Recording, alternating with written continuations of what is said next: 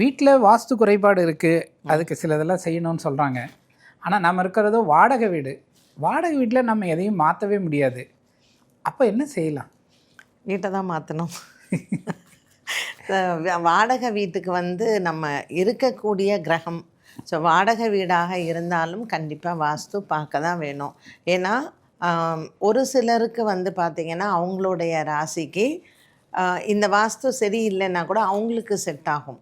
ஆனால் இப்போது ஒரு அக்னி மூலையில் கிச்சன் இருக்கணும்னா எல்லாருக்குமே அக்னி மூலையில் தான் கிச்சன் இருக்கணும். ஸோ இதில் எது ஒவ்வொருத்தருக்கு செட் ஆகும், ஒவ்வொருத்தருக்கு செட் ஆகாதுன்னு பார்த்திங்கன்னா தலைவாசல் தான்.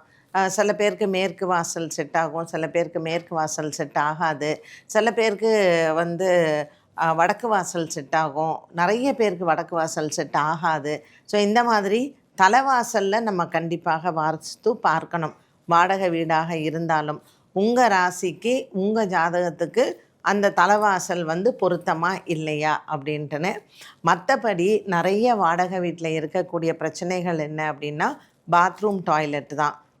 அதுவும் எல்லாருக்குமே அது வாஸ்து சரியில்லை அப்படின்னா எல்லாருக்குமே அது பிரச்சனை இருக்க தான் செய்யும். ஸோ வாடகைக்கு விடுறவங்க அந்த வாஸ்து கரெக்ஷனை பண்ணிட்டு விடுறது நல்லது.